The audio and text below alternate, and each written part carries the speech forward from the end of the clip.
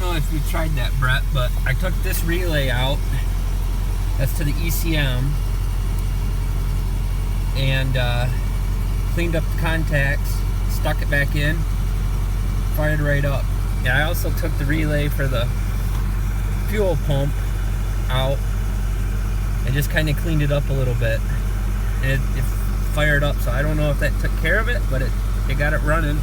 As soon as I plugged that in and turned the light on, the check engine light came on with the key like it was supposed to. So my guess is it was this one. I'm gonna order a new relay. So anyways, thanks for the help.